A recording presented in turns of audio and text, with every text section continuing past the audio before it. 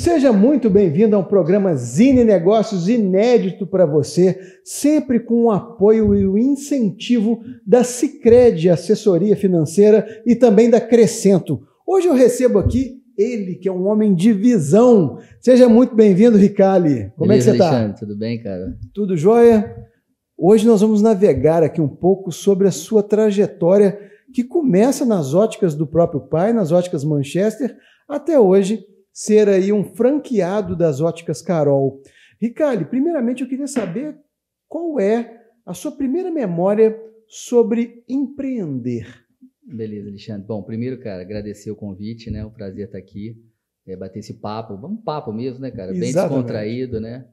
E, cara, acho que o empreender, né, é algo que muitos falam, a pessoa nasce com algumas habilidades para empreender, um dom para empreender. Eu acho que isso não é muito por aí não, sabe? Eu acho que o brasileiro, todo brasileiro, ele tem uma vontade de crescer, né? Uma vontade de fazer as coisas darem certo, né? Então, às vezes ele vai empreender na empresa de alguém, ou ele vai empreender sozinho com um micronegócio. Então, depende muito das oportunidades também, né? Eu acho que e de quanto a pessoa investe, né, para que aquilo aconteça, né? Investe nela mesmo, né? E seu pai já é um empreendedor. Uhum. Eu queria entender em que momento que você começa a trabalhar nas óticas Manchester e como é que foi crescer tendo como pai um empresário. Então, isso, cara, eu acho é uma coisa que a gente só consegue perceber o resultado disso quando você está adulto. Exato. Né? No processo, quando você é criança, adolescente, um jovem adulto, você está no meio, você não enxerga aquilo muito bem, né? Mas o meu pai fez uma coisa bacana, tanto comigo quanto minha irmã, né? Que a gente sempre teve oportunidade de fazer pequenos trabalhos na empresa, desde pequeno, desde estar de férias. Vai lá ajudar no estoque. Vai lá digitar alguma coisa. Vai lá, faz um serviço de office boy. Então, a gente sempre esteve presente em todos os momentos, mas fazendo pequenas coisas que foram, na verdade, sendo muito importantes para depois, quando a gente começou a assumir a gestão da empresa, porque a gente já tinha algumas habilidades operacionais, porque a gente já conhecia algumas coisas do negócio, né? Perfeito. Então, eu formei em administração, né? Eu fiz administração aqui na Federal mesmo, eu formei em 99. Então, quando eu formei, claro, você tem uma base teórica, né, de escola, de universidade, mas não está bem longe, né, da vida real. Da vida real. Então, me ajudou, né, nessa transição para começar a assumir os negócios, mas assim, eu não sei te dizer até que ponto, qual que me ajudou mais, se esses pequenos trabalhos que eu fui fazendo sempre, ou aquilo que eu aprendi em sala de aula. Na verdade, foram os dois, né? Os dois, os dois. Sempre se complementaram, né? É um amálgama, né? A gente nunca consegue separar de onde veio esse aprendizado, né? Com certeza, com certeza. E aí é uma história, tem muita coisa nessa história aí, né, Alexandre? Com certeza. Contar, né, cara? E aí vamos passar um pouquinho por cada uma delas e começando justamente por esse momento onde você olha para a empresa da família e fala, não, eu quero ter o meu negócio. Você se lembra desse primeiro momento ou onde esse despertar começou a acontecer, Ricardo? Cara, na verdade, assim, até hoje o negócio ele não é meu, é um negócio da família. Nós somos, hoje quem toca o negócio sou eu e minha irmã, né? Mas meus pais não estão mais presentes porque, né, tem mais idade, não tem mais necessidade, a gente já consegue operar 100% do negócio, porque aprendemos com isso, né? Mas essa transição aconteceu, essa sucessão, né? Porque acho que a sucessão nas empresas é algo que depende de alguns pontos para darem certo. Acho que primeiro as pessoas, independente se são parentes ou não, elas estão capacitadas? Acho que a primeira pergunta é essa. Está preparada? Ela se preparou para fazer aquilo? Segundo, ela quer aquilo? Porque não adianta uma sucessão que a pessoa não queira. Vou dizer por mim, Alexandre, eu sempre fui um bom aluno. Quando eu formei, o meu objetivo era, na minha época que eu formei, tinha muitos concursos, muito mais do que hoje. Então, eu tinha consciência total que em 2, 3 anos eu passaria no bom concurso. Porque eu vinha bom aluno, cabeça quente ali, estudando, né? Tô no ritmo. Bom, só que quando você vai formar em administração, você tem que fazer o TCC. 6 meses antes, você tem que apresentar esse TCC. Eu já quase não tinha matéria. Então, para facilitar a minha vida, fui fazer um TCC aonde? Na empresa do meu pai. Sim. Era planejamento estratégico, o tema.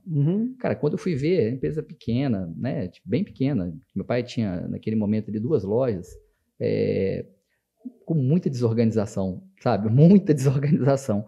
Aí eu falei, cara, eu vou ter que ficar aqui um tempo para dar uma organizada nisso aqui, para o meu pai ter condição de continuar vivendo daquilo ali, e aí eu toco a minha vida.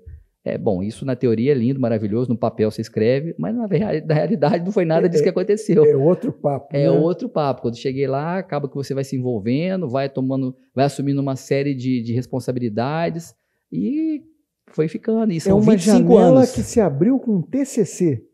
Foi exatamente isso. O meu objetivo era claro. 2, 3 anos, eu passo num concurso, vou ter uma vida, né, muito mais estável, muito mais conservadora, sem correr riscos, né? E foi exatamente o oposto que aconteceu. Disso tudo. Mas legal, isso é muito, cara. Eu acho que tem muitas histórias de empreendedores parecidas com a minha nesse sentido, sabe? De que começa de um jeito e vira outro. Que você... o que faz as pessoas se desenvolverem, eu tenho certeza, Alexandre, se eu chegasse lá, pegasse uma empresa super organizada, que eu percebesse que, não, isso aqui não, eu estou mais atrapalhando do que ajudando. O meu outro plano teria dado sequência. O que faz as coisas mudarem muitas vezes de rumo é a dificuldade, né? É você encontrar situações que você vê claramente que precisa de melhoria. E olha que eu não tinha nem experiência, assim, né, de gestão. Eu fiquei, na minha época, quando eu formei, não tinha como hoje cursos diurno e cursos noturno. Era curso o dia inteiro. Você tinha aula de 7 da manhã, 4 da tarde, 5 da tarde. Então você não tinha como ter uma dedicação ao trabalho e ao estudo simultaneamente. É uma coisa ou outra. Então o meu combinado era, eu vou me dedicar ao estudo, porque depois fica fácil. Até se eu tivesse que tocar um negócio, que não era o que se passava pela minha cabeça, mas eu tinha uma boa preparação, né? Então eu trabalhei muito pouco na empresa durante a minha época de estudo. Só nesses últimos 6 meses mesmo. Entendi. Né? E quais foram assim, o momento onde você percebe que você tomou gosto e que vai persistir para além do que você havia imaginado como um projeto de conclusão de curso? Então, eu não sei te dizer o momento exato. O que eu sei te dizer é assim, Alexandre, coisas que eu percebo que à medida que alguns desafios foram sendo superados, aquilo vai te dando uma energia, né? Sim, vai te dando um gás. Você vai fazer, poxa, isso aqui eu consegui. Isso aqui estava desorganizado, conseguimos organizar. Claro que eu tive muita ajuda, né? Eu me lembro, uma das principais ajudas de uma pessoa que eu vou ser eternamente grato, que infelizmente nem está mais entre nós, né? Quando eu entrei na empresa, eu não tinha muita experiência, né? Eu tive uma reunião com o meu contador, eu falei, cara, eu precisava que você me apresentasse um consultor, alguém da área de finanças, para me ajudar, porque o negócio é pequeno, mas eu não tenho habilidade para isso, né? E meu pai nunca gostou dessa parte administrativa. Então, meio que no dia que eu cheguei, ele falou, tá, aqui é seu. Então, meu pai sempre gostou muito da parte técnica, né? Da parte de ótica técnica, de vendas, de atender os representantes. E a gestão do negócio não era muito a praia dele. Ela acontecia porque o negócio ele sempre tinha habilidade do seu pai para isso, né? Ele sempre tinha alguém responsável pelo financeiro, mas assim, nunca era ele diretamente o responsável. Bom, e aí quando esse contador me apresentou achou um consultor, que era um senhor, ele chamava Senhor Roso. Ele era um descendente de polonês. Imagina um senhor de 1,90 m, cabelo bem grisalho, brancão, fumava igual uma chaminé, um cigarro atrás do outro, só que era um cara com um nível de experiência absurdo. Absurdo. O cara já dava consultoria para pequena empresa, média empresa, indústria, varejo, e tudo, na época, pensa lá, 99, e tudo no papel. Não tinha negócio de computador. Se eu quisesse pegar as planilhas que ele fazia manualmente, eu que me virasse para colocar no computador. O negócio dele era no papel, calculadora, papel. Então, você concorda que eu aprendi muito? Com certeza. Porque eu aprendi na marra. Na marra e na raiz da questão. Na marra. Então, a gente foi criando chamava de controle de gestão financeira. Aí foi do básico, fazia um caixa, um DRE, um fluxo de caixa. Mas quando era empresa pequenininha é fácil. Mas eu não sabia fazer aqui, eu sabia de teoria. Mas pegar ali no papel e colocar em prática eram outros 500. Então, esse cara me ajudou demais. Ele ficou comigo muitos anos me apoiando, no início com muita frequência, depois com menos frequência. Depois ele morava no Rio, chegou num ponto que eu mandava para ele pelo correio, só para ele dar uma olhada, de 3 em 3 meses. Dá uma validade para mim. Até que um dia eu liguei, não voltou. Aí eu descobri que ele tinha falecido. Foi um dia muito triste para mim, um dia marcante mesmo. Porque é um cara que, tipo assim, como eu falei, um nível de gratidão que eu tenho por ele é absurdo, porque é o cara talvez que mais me ensinou naquele momento que eu precisava. E você, nesse trabalho de gestão e liderança frente a Manchester, começa a olhar para fora e ver esse movimento de franquias. Em que ponto da sua história você encontra as Óticas Carol? Cara, esse namoro começou em 2010.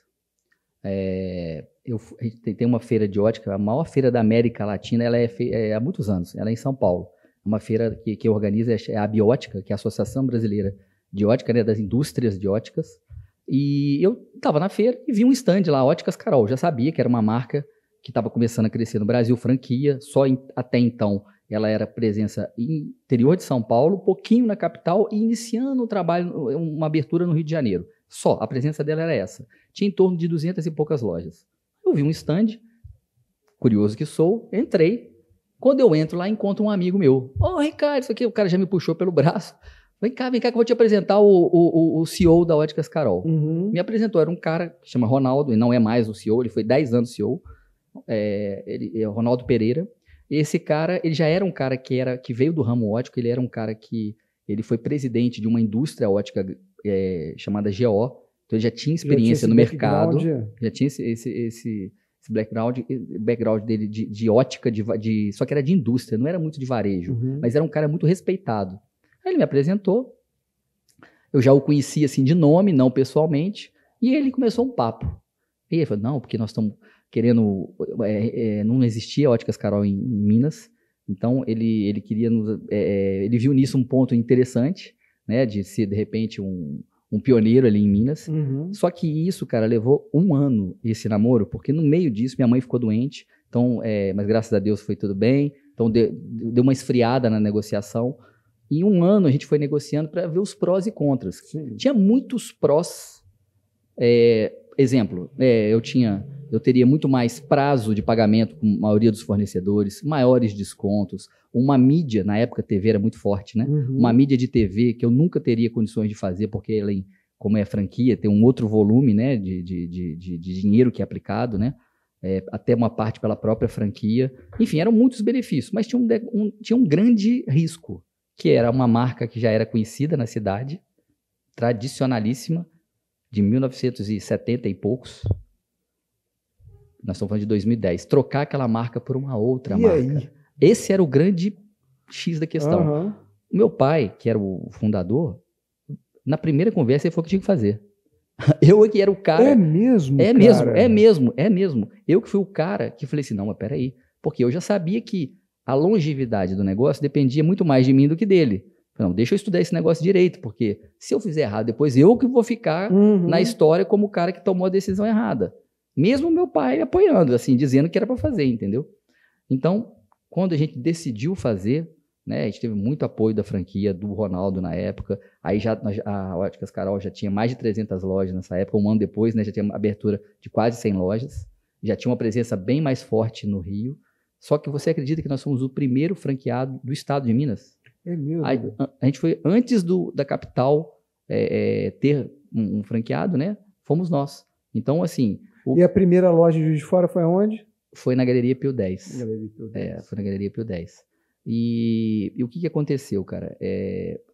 O grande lance era, naquele momento, o mercado falou assim, os caras, vocês são doidos.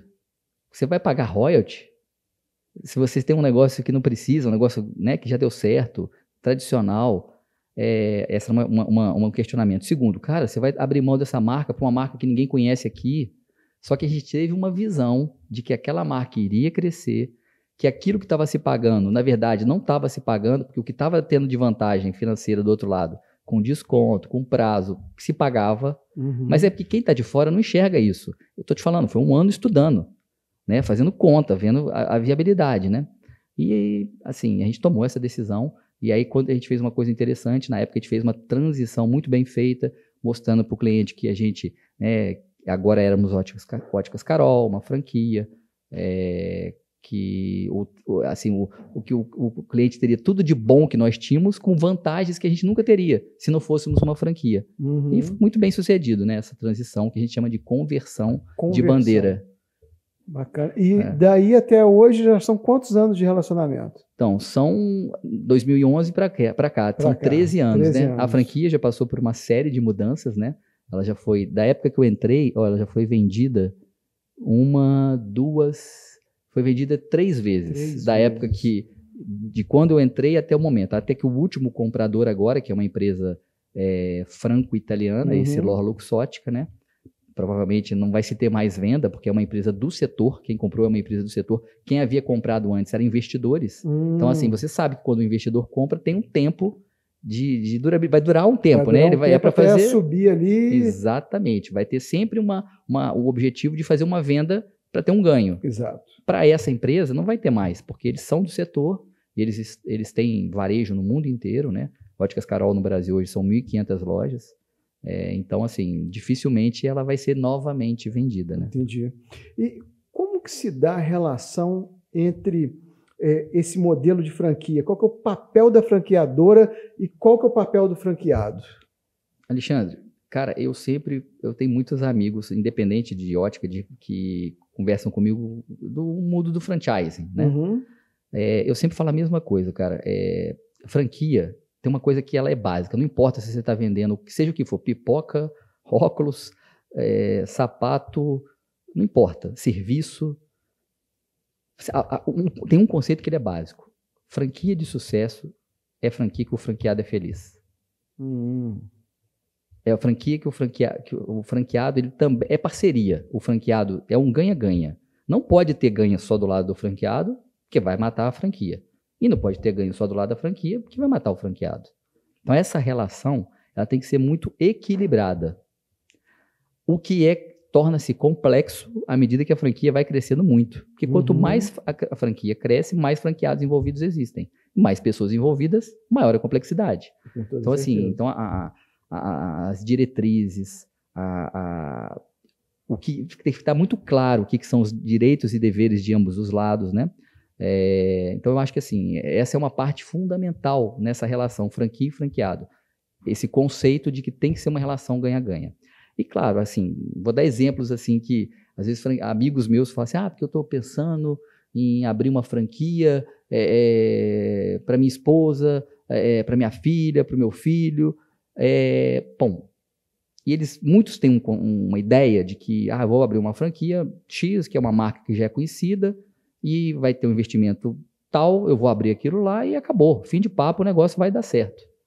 Bom, é muita inocência achar isso. Gente, franquia ou um negócio independente é um negócio. Ele depende de alguém operando o negócio. Ele precisa de ter gente gestor. Então, assim, eu sempre faço a pergunta, mas o seu filho, a sua filha, a sua esposa, você, sei lá, cara, vocês vão operar o negócio? Vocês vão ter sangue no olho para ficar... É um negócio. Não, mas peraí, isso... Tem que trabalhar? É isso tudo? Não é umas 2 horas por dia, não? Eu falei, cara, então vamos fazer um negócio? Guarda esse dinheiro, aplica esse dinheiro em algum outro negócio, né? Bota até, cara, faz qualquer aplicação, porque você vai rasgar dinheiro. Você vai jogar dinheiro fora. E a saúde também, né, Ricardo? Vai, porque vai te dar muito problema. Porque é a mesma coisa que você abrir um negócio independente, não tem diferença com relação a isso. Operar, o que você compra quando você compra uma franquia? Um know-how. Você compra um know-how de layout, de produto, de uma marca, de processo. Você compra isso, mas você não compra a garantia de que vai dar certo. Não existe isso. Isso é impossível. A garantia de que vai dar certo, nem existe essa garantia. Você tem todo um trabalho para diminuir o risco. Mas se não tiver alguém operando no dia a dia com muita dedicação, não vai dar certo. Não vai, não importa a franquia mais conhecida do mundo, não vai dar certo. E também o oposto vale. Às vezes uma franquia iniciante, a marca ainda não tem grande projeção, mas um franqueado, sabe, aquele cara opera, ele faz o negócio crescer. Né? Então, uma dica do Ricardo para quem hoje está buscando, tem o desejo de ter o próprio negócio, está buscando na franquia a realização desse sonho. Esse sonho é olhar para o franqueado, olhar para aqueles que estão lá trabalhando, estão felizes, estão... Vou dar uma dica, cara, preciosa para quem quer abrir uma franquia. Você vai escutar o lado da franquia, óbvio, né? Ela vai te contar, vai te mostrar várias coisas, vai te mostrar, né, como é o negócio dela, como que opera, vai te mostrar um resultado financeiro médio, vai te mostrar várias coisas. Vai ter uma coisa que ela não vai te mostrar, que é a opinião do franqueado. Então, o que que você tem que fazer? Ligar para vários franqueados que a franquia nem saiba. De forma independente, você vai ligar e vai falar, fulano, me explica aí, eu sou aqui, tô pensando, e vai conversar. Você vai escutar tudo o que te importa. Você vai escutar de tudo. Porque se você não fizer isso, gente, isso é o mínimo, né? Como é que você vai abrir um negócio ou escutando só um lado? Tem que escutar o lado. E não estou falando de seriedade da franquia, não. Eu acho que a franquia, quando bate esse papo com o franqueado, ela está falando aquilo que ela tem de dados, né? Só que tem muita coisa no papel. É muita coisa que não está pronta. Você não está com a loja rodando, né? Então, assim, vamos conversar com alguém que está com a loja rodando? Vamos ver como é que está esse dia a dia, essa relação entre franqueador e franqueado. E concorda, Alexandre, que não vale... Se a franquia te fala assim, olha, eu vou te dar aqui o telefone do fulano, ciclano e beltrano para você ligar. Tipo, você até pode ligar, mas vamos ligar para outros também, né? Acho que tem que ter... Não é escutar apenas um lado, vamos escutar os dois lados, né? Com toda certeza. E eu queria que você também falasse como é que é sair da operação e ir para o estratégico do negócio. A gente agora... Pouco antes da gente iniciar a gravação, a gente estava tomando um cafezinho, batendo um papo na cozinha ali, e você conseguiu realizar o sonho de muito empresário, que é deixar a operação de lado para poder entrar no estratégico do negócio. Em que momento que você percebeu que isso é importante e como que você se organizou para conseguir alcançar esse objetivo, Ricardo? Bom, primeiro que assim, cara, eu digo que isso ele não, é sempre... momentâneo, né? As coisas nunca são estáticas, né? Então, é um desafio você continuar não precisando de ficar operando, né? Então, vamos lá. Vamos falar sobre operacional, tático e estratégico, né? São as três fases, né, que toda empresa precisa de ter. Alguém fazendo operacional, alguém fazendo tático e alguém fazendo estratégico. Muitas empresas têm gente só fazendo operacional. Outras têm gente fazendo operacional e o tático. E outras têm gente fazendo operacional, tático e estratégico. Nem todo mundo está fazendo os três. Qual que é o grande desafio de qualquer empreendedor, seja pequeno, médio ou grande? Inclusive, eu acho que o dos menores é muito mais desafiador. É ele deixar de fazer aquilo que está só na operação. Porque quando ele faz tudo que depende apenas dele na operação, ele vira-se um escravo. Ele é um escravo da empresa. Para ele tirar férias é um problema. Porque se ele tirar férias, a venda dele vai cair, o processo não vai ficar redondo, o cliente que só procura ele não vai procurá-lo porque ele está de férias. Então ele concentra coisa demais na mão dele, né? Que na verdade não deveria estar. Mas isso é difícil, Ricardo, porque tem que botar mais colaboradores. Gente, todo mundo um dia, Alexandre, começa muito no operacional. Ele só não pode morrer no operacional. Isso. Eu acho que ele tem que ter uma visão de como que eu faço para ir saindo disso. E aí só tem um caminho que eu entendo que é possível, que é desenvolvendo outras lideranças. Não tem outro jeito, cara. Não tem outro jeito. Você tem que ter... vamos dizer que o cara tem uma loja. Para ele ter a segunda loja, ele não é 2 pessoas. Quem vai tocar essa outra loja? Ele vai ter que desenvolver uma liderança para tocar aquela loja. Então, sair do operacional necessariamente passa por desenvolvimento de líderes. Mas eu tenho uma loja só, estou muito preso no operacional. Mas por que você não pode ter um líder para aquela loja? Pode, você vai pegar alguém, vai treinar aquele líder para que você não precise de ser tão operacional. Porque se você ficar só no operacional, quem é que vai pensar estrategicamente na empresa? Ou você vai ter que trabalhar 16, 17, 18 horas, sei lá. Você não vai parar de trabalhar nunca, porque você tem que fazer 10, 12 horas operacional, e depois mais quantas horas você vai fazer o tático estratégico, né? Então, eu acho assim, primeiro questão é desenvolver líderes. Segundo, cuidado para você também, eu estou escutando isso aqui que o Ricardo falou, amanhã eu vou sair do operacional. Cara, não é assim. Não é desse jeito, né? Aí você cria um caos, porque a sua empresa não está preparada para você sair do operacional. Então você tem que preparar pessoas para fazer essa transição com sabedoria e deixando a coisa organizada. Né? Não é, escutei lá, vou sair amanhã. Não, tem que preparar a empresa para isso. Né? Mas tem que preparar, senão você vai ficar com uma empresa 100% dependente de você. E aí você não pode ficar nem doente, né? Concorda? Concordo plenamente. E como é que você trabalha esse desenvolvimento de líderes, Icali? Cara, desenvolvimento de líderes, eu vou falar como que eu faço, tá? Primeira coisa, eu penso assim, como é que eu vou desenvolver líderes se eu não me desenvolver?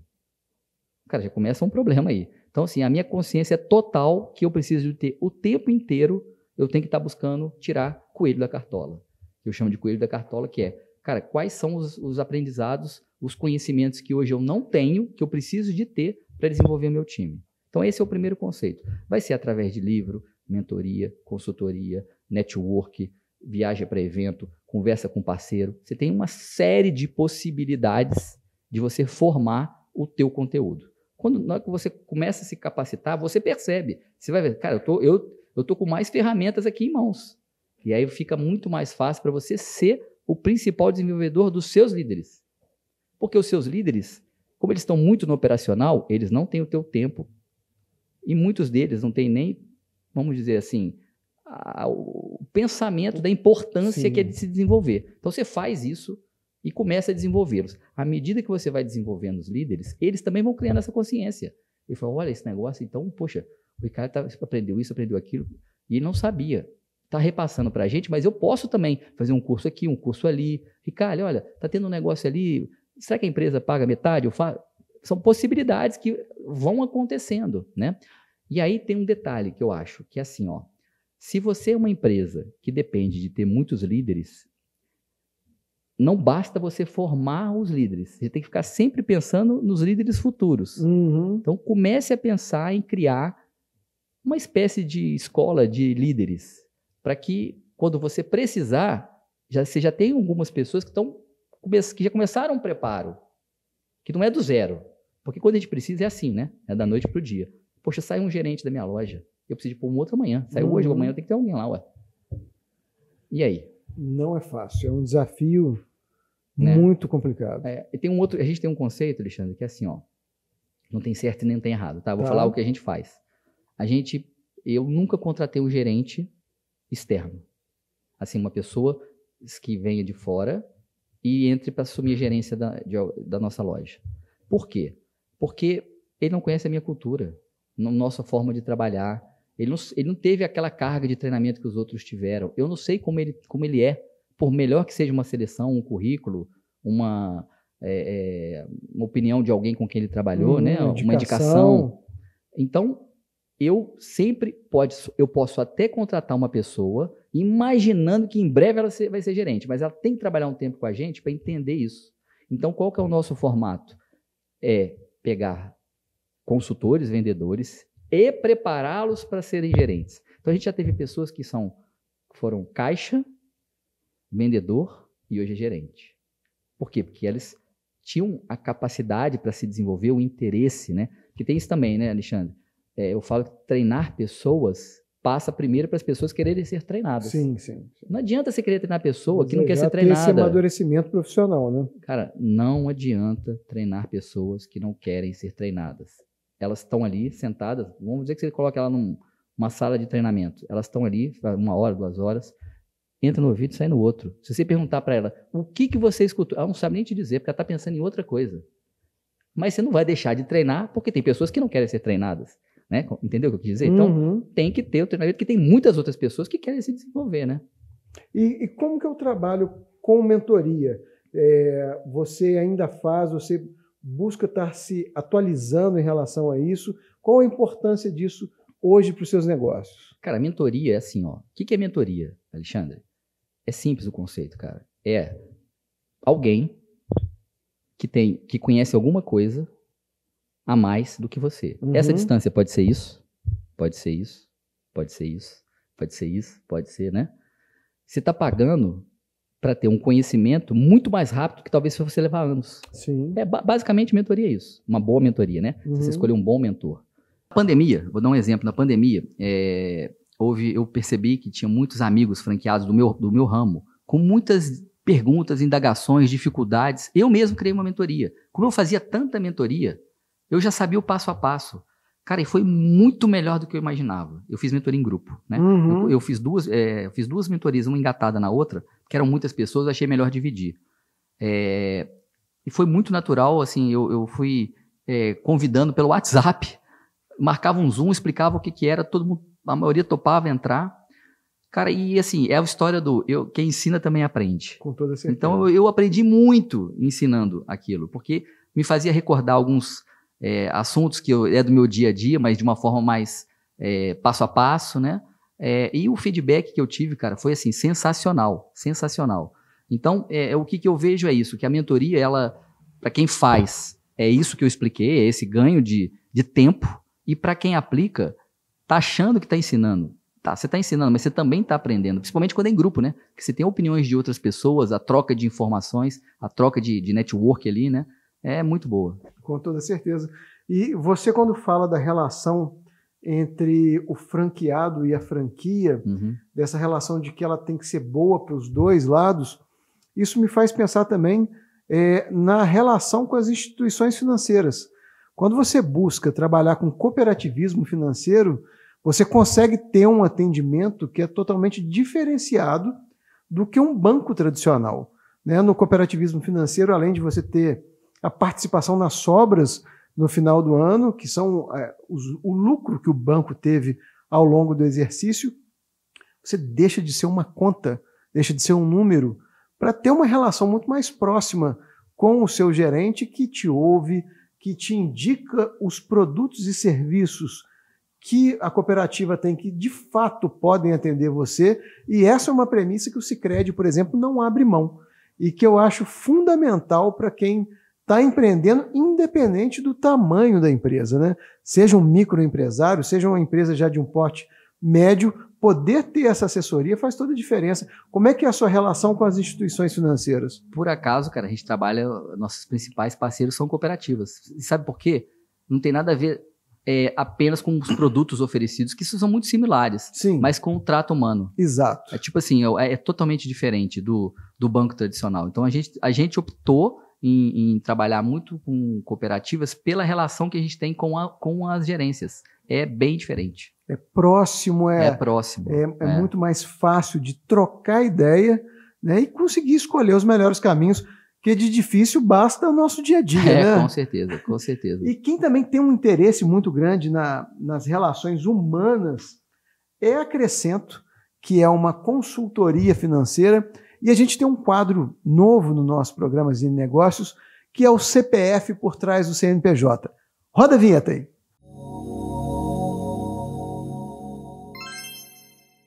Ricali, pergunta deles para você. Como o seu CPF lida com as finanças pessoais? Você é minucioso, como é com a sua empresa, ou você é mais Zeca Pagodinho, deixa a vida te levar? Cara, é engraçado isso, né? Porque é tanto número que a gente tem que lidar no dia a dia, né? Lá na minha casa, quem cuida disso é minha esposa. Ela também é formada em administração, né? E ela é super meticulosa com relação a isso, né? E a gente tem um conceito mais conservador mesmo, e então, assim, eu deixo muito a cargo dela essa parte. Entendi. É bom que fica bem equilibrado, claro, né? Claro. E se você tem uma parceira de vida, né, cara, é excelente, inclusive, para isso, né? Com toda certeza. E o equilíbrio é importante para o empreendedor? Como que você faz para tentar alcançar um equilíbrio em meio a esse caos do varejo hoje em dia? Cara, ele não é importante, não. Para mim, ele é essencial. Essencial. Sabe por quê? O varejo, cara, ele não é uma corrida de 100 metros, né? Não é uma corrida que você tem um início e rapidamente tem um fim. Ou seja, você não vai abrir uma empresa hoje, deu tudo certo, você vai vender e vai ganhar um dinheiro. Cara, é uma maratona. E não é só de 42 quilômetros, não. É uma maratona muito longa. Então, então para isso, você tem que estar preparado fisicamente, né? Então, você tem que ter um jeito de você fazer alguma atividade física que você tenha prazer, mas que você consiga fazer com uma constância, com uma frequência. Você tem que ter um equilíbrio mental, porque a gente já tem muito problema, mas você tem que conseguir, de alguma forma, não levar isso para dentro de casa, porque senão você não tem nem sono direito, né? Claro que o empreendedor, em alguns momentos, vai perder o sono, mas não pode ser uma constância. Ele tem que ter um equilíbrio nisso, né? Você tem que ter o equilíbrio familiar, a sua família, a família de um empreendedor, cara, tem que ter uma compreensão muito grande, porque no sentido de que ele faz, porque é questão de horário, né? Às vezes não tem um horário certo, um horário fixo, você não consegue tirar 30 dias de férias. Você vai, muitas vezes, no meu caso, por exemplo, eu tiro lá 20 dias de férias, 7 dias um dia, 3 de 7, né? Uhum. Então, assim, é uma coisa que é da característica de quem é empreendedor. Parcela as próprias férias, mas está sempre em Tem que contato tirar, com a família. faz né? parte do equilíbrio. Não existe, Isso. o cara, 2 anos, 3 anos, 4 anos, cara, vai dar pau, vai dar pau. Então, assim, o equilíbrio, essa palavra equilíbrio, para quem empreende, ela tem que ser, assim, chave. Chave. Ele tem que buscar um equilíbrio pessoal e profissional. Físico, mental. Se tem um recado importante para a gente dar nesse podcast, eu acho que é esse, Alexandre. Tem que ter esse equilíbrio. Em alguns momentos vai ter um desequilíbrio, mas não deixa esse negócio... Todo mundo percebe, né? Quando está tendo desequilíbrio. Viu que muda o jogo, volta para o eixo, porque isso vai te trazer muitas vantagens para você continuar empreendendo por longo tempo, né? Com toda certeza. E você também busca isso junto com o time, né? Inclusive Sim. criando processos e microprocessos até para um elogio, Ricardo. Cara, então a gente fala isso lá, a gente hoje tem esse conceito muito claro que a gente chama de salário emocional, que é aquilo que não envolve apenas dinheiro. Não, então é assim, quando você tem formas, nós seres humanos temos muita dificuldade, a maioria, né, em elogiar. Então a gente criou um pequeno processo simples. Criticar é fácil, né? Criticar é mole. Mas o elogiar, muitas vezes, você tem uma dificuldade, né? Então, a gente criou um processo simples, cara, simples, que você consegue fazer um elogio entre os colaboradores e aquilo fica registrado. Quando você, um exemplo, né? A gente lá tem um processo nosso, é um processo já, né? Um ritual nosso. Todo mês a gente leva os destaques, né, para um café super especial, num lugar diferente, e o papo lá não é nada a ver com o dia a dia, e eu fico sabendo, eu vou em quase todos esses, porque eu acho que o que é legal de eu ir é que eles me veem um outro lado, é uma relação diferente. Então, eu já escutei tanta coisa legal nesses cafés, cara, coisa diferente porque um dia eu escutei com a menina lá, teve, durante anos, pet, eu nem sabia, cara.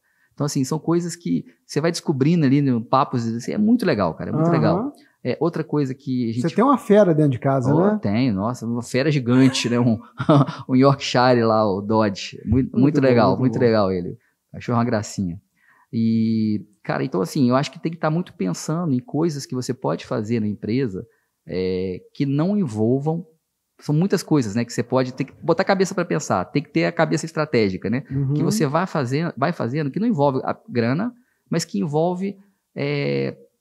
tá com o olhar atento ao time, né? Eu acho que isso é algo que todo empreendedor tem que ter. Ele tem que ter essa visão, assim, o tempo inteiro. Poxa, o que eu posso fazer que vai trazer um ambiente legal, que vai beneficiar aqueles que se destacaram, seja por vendas, seja por a qualidade do que foi entregue, enfim.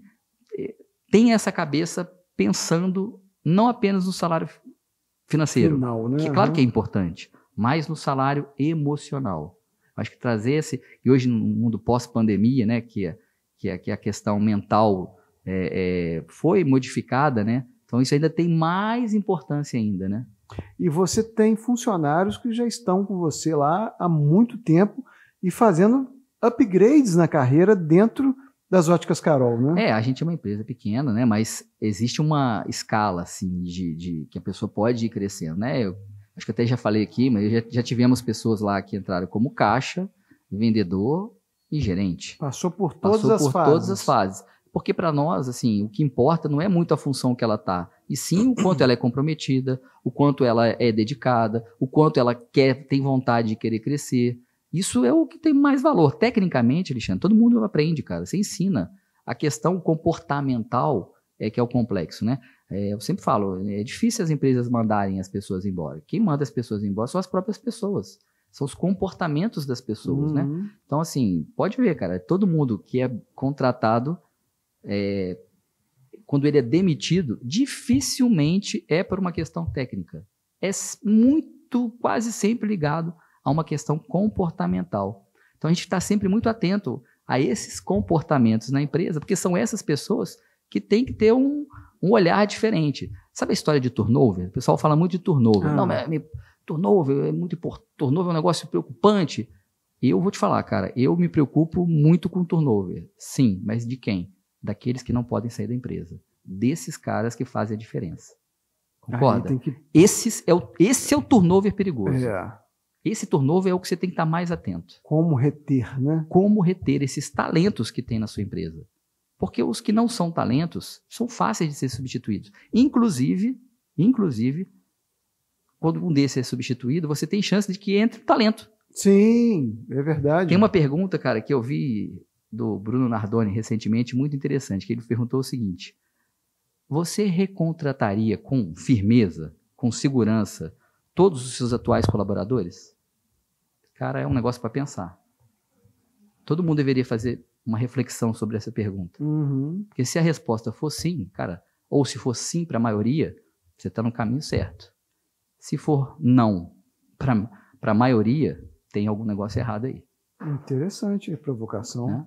Interessante. E o que você imagina, o processo de transformação do varejo, ele está ininterrupto e eu chego a dizer até mais, assim, ele está avassalador. O que você consegue vislumbrar aí para os próximos passos dentro do segmento varejo? Vamos lá. O que aconteceu com a pandemia, Alexandre? Digitalização. Digitalização em massa. Em massa. E acelerada. O que levaria 10 anos foi transformado em 1 ano e meio. Isso. Se você pegar hoje aí, tem mais WhatsApp do que seres humanos, né, no Brasil. Assim, mais, a população brasileira é menor do que o número de celular, de smartphone. Então, por aí você já vê uma situação, né, do nível da digitalização num país como o nosso, que ainda, né, é um país que não é um país rico, com internet que não é lá, né, essas coisas. Pensa continente, não vamos falar da nossa realidade, nós somos uma cidade de médio porte. Imagina isso, né, um país continental como o nosso. E ainda assim, olha o nível de digitalização. Então, o que aconteceu com o varejo você tinha o varejo físico. O que você tinha? Colaboradores, vendedores, consultores preparados para o atendimento físico. E hoje o atendimento, como que ele é? A jornada, ela é físico com digital. Ela é fisital. Físico com digital. Então, o cara do físico, ele tem que ser físico, mas ele tem que saber também atender digitalmente. Um WhatsApp, um direct, um marketplace, um e-commerce. Olha como mudou, o game é outro. Você vê que nem e-mail você citou agora, né? Não, e-mail é mais hoje corporativo. Exato. E-mail é corporativo. Já tem mudou. E-mail para consumidor e vendedor e, por exemplo, vendedor e cliente, não existe e-mail na jogada. É o WhatsApp mesmo, são esses meios que nós falamos aqui, né? Então, como essa jornada ela modificou muito no digital para o físico, você tem também hoje uma crescente nos meios de vendas online, né? Olha o que já entrou aí, se você olhar, Shopee, AliExpress, Magalu, Dafit, e vamos embora. Todo mundo se digitalizando numa velocidade absurda, né? Agora, recentemente, vocês viram, a AliExpress se juntou a Magalu para fazer uma operação em conjunto no Brasil. Cada um pegando seus pontos fortes, para virar um negócio ainda mais potente. Então, é um negócio que não dá nem para imaginar, cara, isso aonde vai parar. Não dá para imaginar. O que dá para ter certeza é que hoje, quando você vai contratar alguém para vendas no varejo físico, essa pessoa tem que ter um negócio chamado share digital. A pergunta é, você sabe vender digitalmente? Senão ela está fora. Ela está fora. Tem que saber usar suas redes sociais para vender. Suas redes sociais hoje é o cartão de visita de papel de antigamente. Exatamente. Só que pega um número muito maior de pessoas. Tem que interagir com a marca.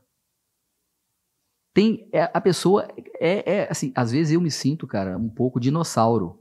Assim, que estou há muito tempo no varejo, eu às vezes, cara, olha que eu estou sempre buscando conhecimento, tentando me atualizar, mas eu vejo cada vez o gap maior do que está por vir. Você não consegue acompanhar, verdade. Cara, você não consegue acompanhar. Então, assim, a história do varejo essa é a realidade.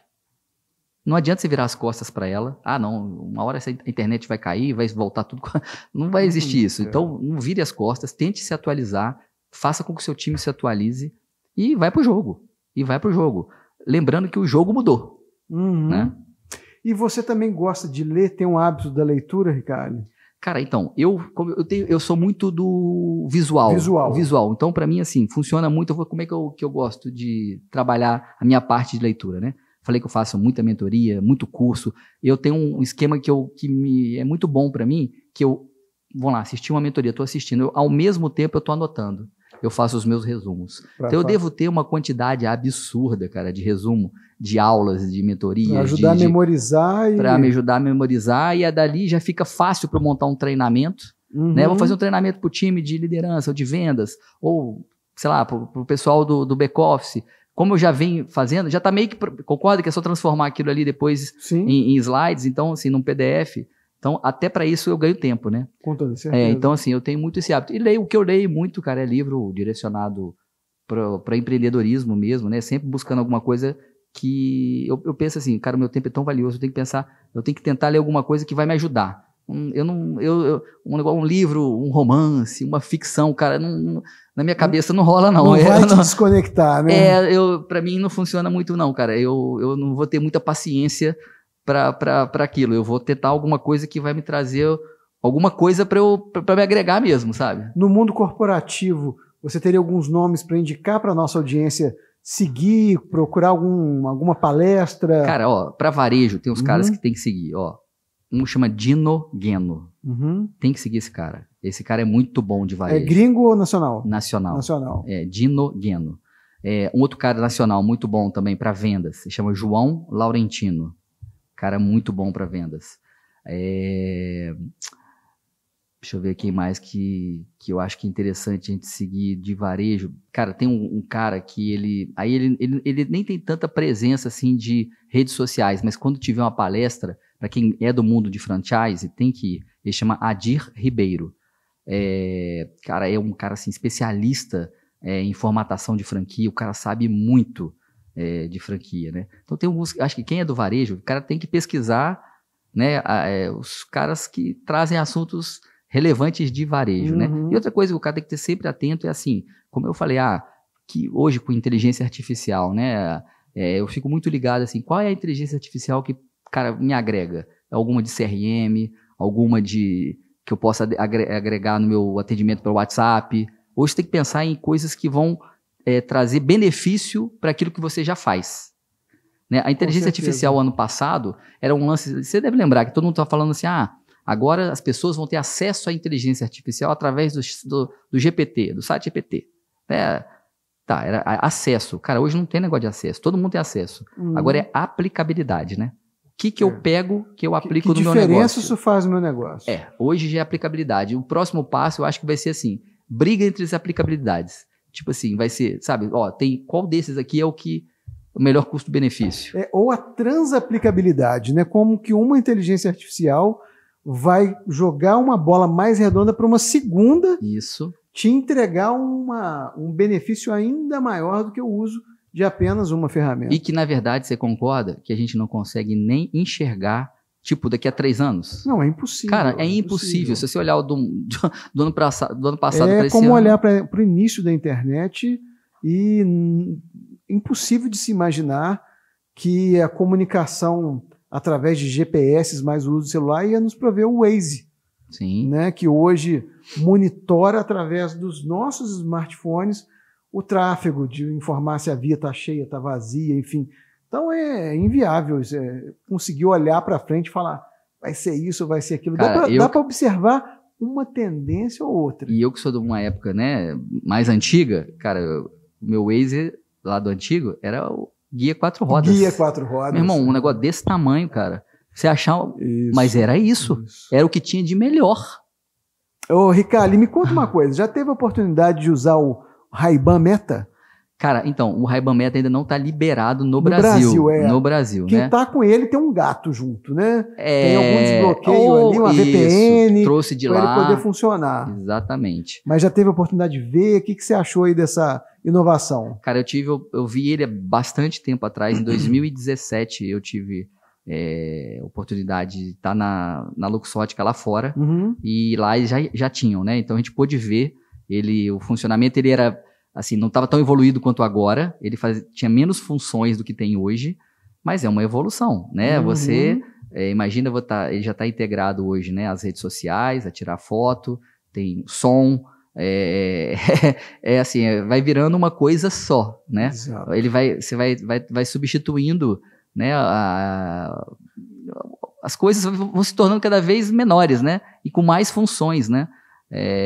A bateria, que eu me lembro na época que tinha uma durabilidade pequena, hoje já tem uma durabilidade de pelo menos um dia. Uhum. Então vai evoluindo, né? Vai diminuindo o tamanho, vai ficando mais leve o óculos. Você coloca, o principal modelo é o Wayfair, aquele modelo clássico, mais quadrado, sabe?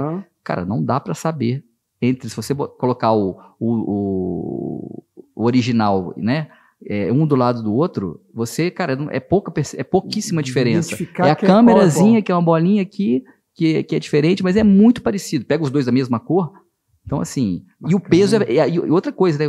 O peso que deveria ser um peso, não é muita diferença de peso. Uhum. Então, a gente trafegou aí um pouco também pelas dicas. Uhum. Vamos voltar na inspiração para quem está buscando uma franquia. Tá. Existem muitas feiras no Brasil. Você indica alguma que ajuda a abrir um pouco mais os caminhos e conhecer de perto os franqueados? Então, cara, por acaso vai ser essa semana a principal feira do Brasil para você ir, e acredito que da América Latina, que é a Associação Brasileira de Franquia, de Franchise, chama BF, né? Que organiza. Ela é em São Paulo, todos os anos ela é em São Paulo. Cara, cada vez que vai, o pavilhão tem que ser maior. Por quê? Porque cada vez tem mais... Você já teve a oportunidade de ir? Não, nunca tive. Cara, um dia você tem que ir. Você vai apavorar, que você vai ter coisas que você não imaginava na tua vida que existisse como franquia, e existe. O Pedro da GPME que sempre comenta dessa feira. Então. Cara, é uma loucura. A feira, assim, você vai ter tudo que você possa imaginar. Aí você vai ter micro franquia, você vai ter pequena franquia, média franquia, grande franquia. Então você vai ter uma franquia desde um McDonald's, né, uma franquia enorme, né, a uma micro franquia de investimento de 10 mil reais, 15 mil reais. Tem de tudo, cara. Tem de produto, tem só de serviço, são pavilhões, né? Como a BF, que é a organizadora, né? Então, assim, tem todo um critério para a pessoa entrar ali. Não vai entrar uma franquia... Tipo, você tem que ter passado por algumas fases, entendeu? Para ela poder estar expondo. Tem que ter credibilidade para estar ali. Exatamente. Vamos dizer, não é eu e você, nós dois aqui, inventamos um negócio aqui agora, ligamos lá na BF, aqui, ó, arruma um stand aí que nós vamos ver. Não é isso. Você tem que ter uma aprovação da própria BF que os seus processos podem ser vendidos, né? Podem ser vendidos. Que o seu know-how todo tá preparado. Então, isso é bom demais para quem vai. Porque você não tá, tipo assim, você não vai encontrar ali uma coisa não testada. A gente falou um pouco sobre essas transformações e o provável futuro do varejo. E como você vê hoje a nossa cidade, Juiz de Fora, e sua relação com o varejo? Cara, Juiz de Fora tem uma característica que o varejo, ele é predominante na economia de Juiz de Fora. Sempre foi. Aqui não é uma economia, nunca foi, nunca não, né? Mas há muitos anos, ela não é a indústria que predomina. O que você tem aqui? Excelente formação de mão de obra, que nós temos uma universidade federal grande, várias universidades particulares. Então a gente tem uma tremenda formação de mão de obra. Juiz de Fora, cara, exporta uma quantidade absurda de mão de obra qualificada, você sabe disso. E exporta e também utiliza aqui dentro. Então, mão de obra qualificada, ok. E o nosso varejo é o fortíssimo. O varejo de Juiz de Fora é o primeiro. Você deve ter também vários amigos que chegam aqui e ficam assustados com o centro. Falam, o que é isso? Você tem essas lojas boas? O centro é organizado? O centro é um shopping a céu aberto? Não existe esse conceito? Sim, exato. Juiz de Fora, o centro é um shopping a céu aberto. A céu aberto. Por quê? Porque é uma característica de Juiz de Fora.